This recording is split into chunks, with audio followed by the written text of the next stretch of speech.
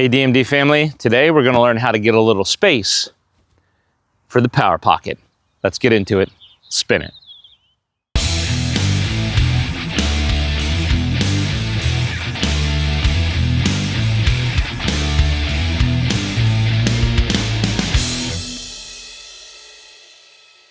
Hey DMD family, welcome back to another Discs MD video. Bunky here, and two drivers really for today's video.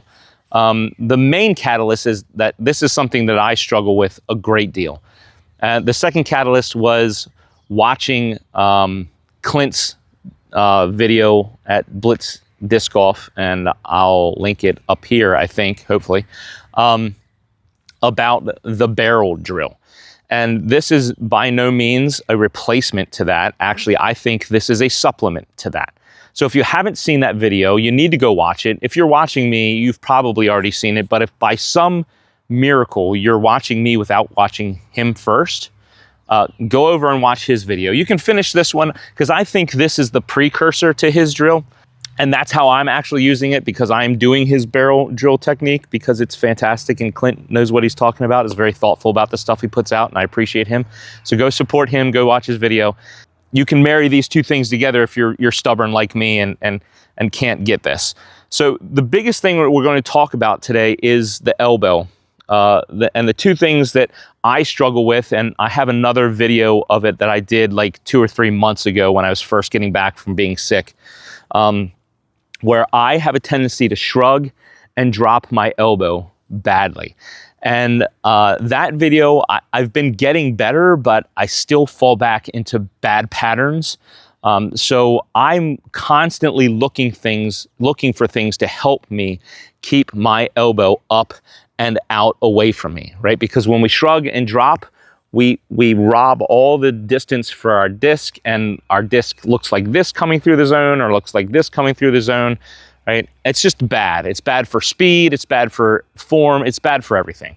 So keeping our elbow up and our shoulder protracted, right, which means out, is the key. So I've been looking for things to help me do that. Clint's video, the barrel drill, excellent technique for helping with that. And I went out and right away started trying it. My problem is that if I don't force myself with something to do it, there are times when I can't feel it because I've been doing it wrong for so long.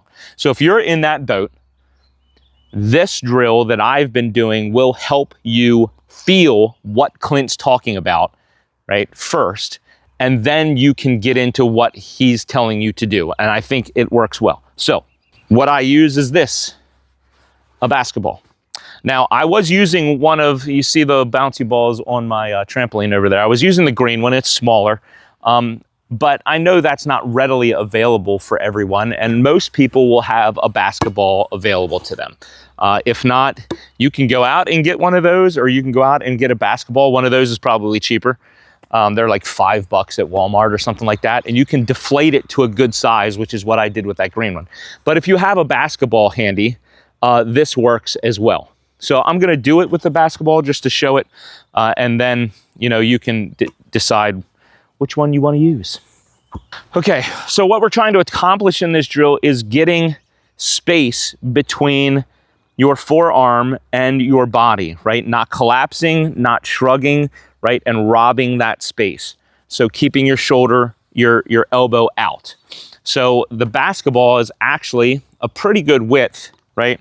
It's about the same size as a disc, maybe a little bigger, but it's a really good width, so that when I put the basketball between my chest and my arm, that's about where I want to be when I come through, right, with my disc. This ball doesn't allow me to collapse to my chest.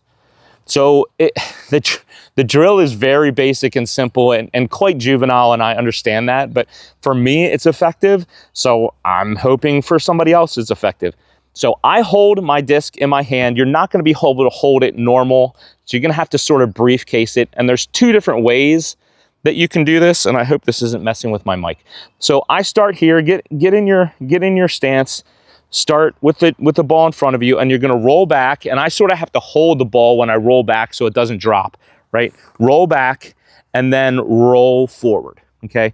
Roll back and then roll forward, right? And get that elbow going out and in front.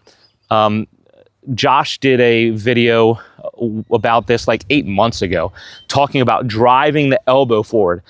And this is really what this drill does. It teaches you to feel that elbow going forward. So roll back and roll forward, roll back and roll forward. So I do it 3 times, right?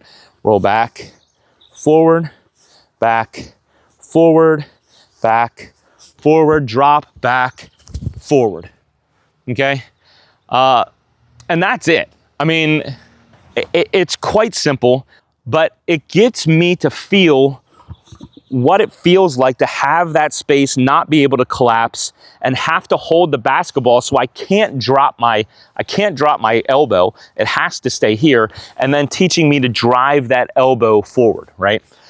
So make sure to, one thing to make sure of is your arm is at the level that you're comfortable. And Josh talked about this in his video like 8 months ago, right? Some people are more comfortable down here, some people are more comfortable. You have to get where your shoulder is comfortable and most powerful throwing.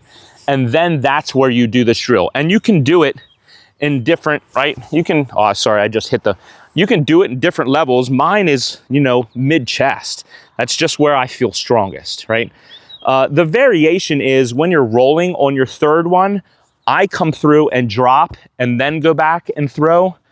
The other variation you can do is on your third one, so you go 1, 2, 3, you can go back again, then drop and then throw. The reason I don't do that is because you have to hold the disc like this while you have the ball, and I prefer to flip it back up to flat and then go back and come forward. But you can do it either way. On your third one, drop the ball and then go back, or go back, drop the ball, and then throw. In any rate, what you're doing, again, is just creating space between your arm and yourself.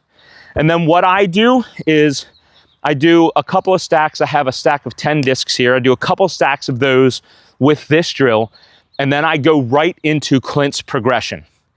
And I'm telling you what, by the end of it, my rear delt is sore, and that's a good thing. Like, that's what you need to feel.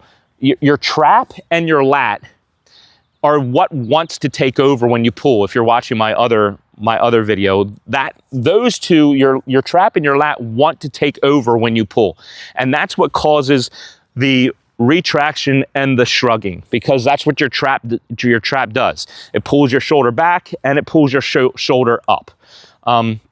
So your traps really want to take over, but what you really want to throw with is your rear delt, right? That's the elbow drive, is your rear delt. It's a very small muscle in comparison to your trap.